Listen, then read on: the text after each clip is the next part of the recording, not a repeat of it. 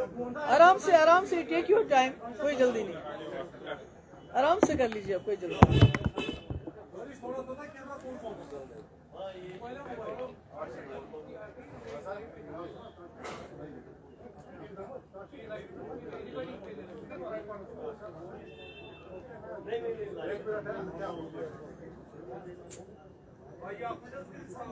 ये शुरू परवाह, जब आप लोग बोलोगे तो तभी शुरू करेंगे,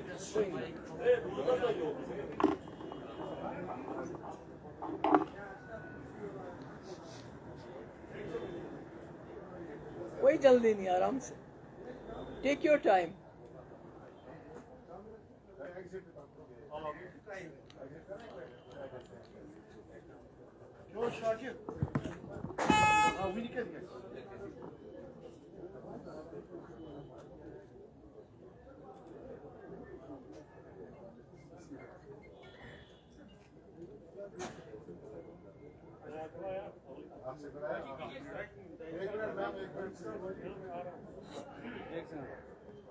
इसका हो जाने तो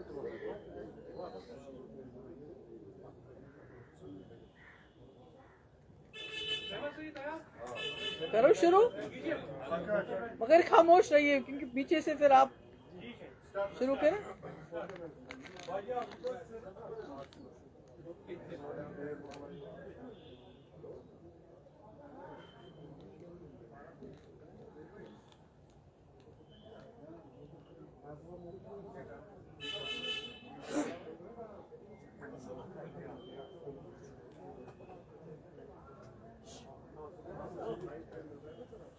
आप सभी लोगों का बेहद शुक्रिया। बहुत ही शॉर्ट नोटिस पे आप लोग यहाँ पहुँचे हैं।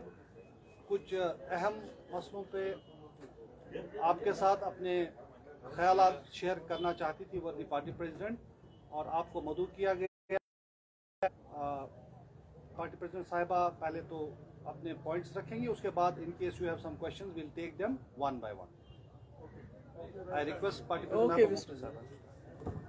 जैसा आप सब लोग जानते हैं कि कुछ दिन पहले यहाँ डीजी पुंछ में एक अनफॉर्चुनेट बहुत ही मामले की तह तक पहुंचने की कोशिश की जाएगी, और पता चलना चाहिए कि इतने सिक्योर्ड एरिया में जहां फौज का इतना बड़ा दबदबा है, ज्यादा दबदबा है, ये कैसे हुआ।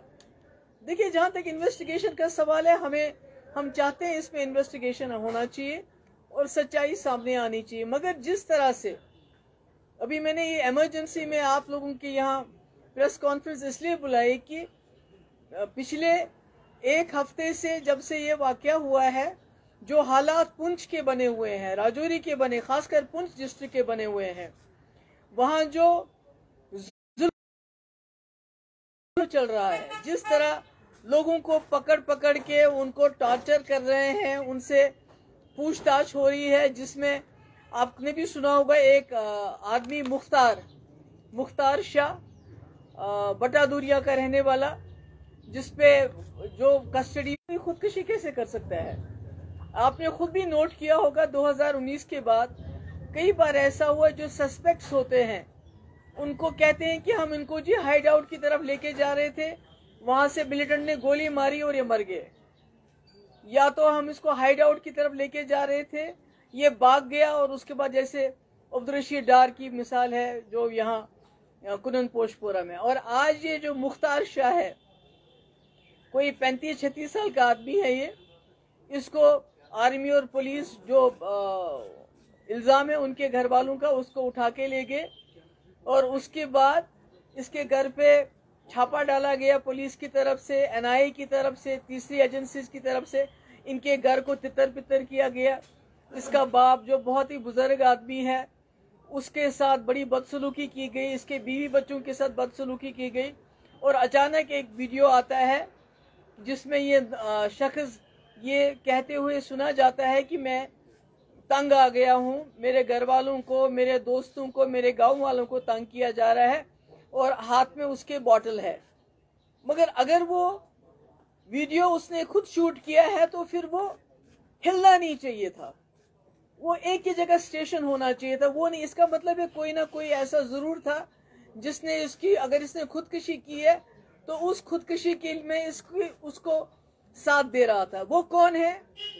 इट्स अबेटमेंट टू सुसाइड, उसको सजा होनी चाहिए, इसका इन्वेस्टिगेशन होना चाहिए। बल्कि हालांकि उनके घर वालों का ये कहना है कि हमें शक है कि इसने खुदकुशी की गई, इस पर दबाव डाला गया, उसके बाद इसको कहीं फेंका गया, जहां से इसको अस्पताल लेके गए, पहले मेंढर और उसके बाद राजौरी, जहां ये मर गया।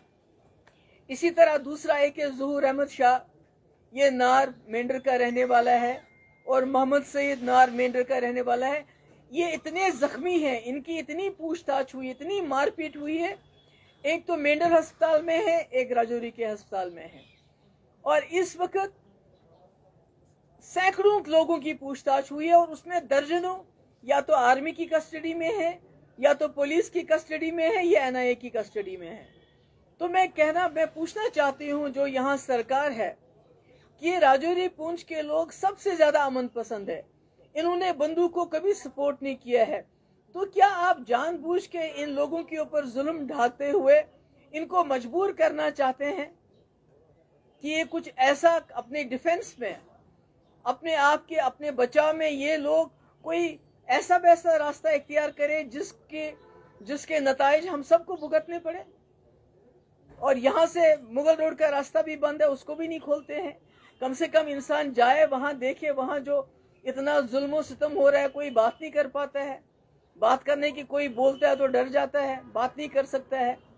इसके मुख्तार के घर वाले, औरतें रो रही थी, वो चिल्ला रही थी, मगर मर्द बात नहीं करते हैं। वो कहते हैं जी हम बड़े वफादार हैं, हमने पहले भी आर्मी का साथ दिया है, आते रहेंगे, मगर हमारे साथ ये क्या हो रहा है।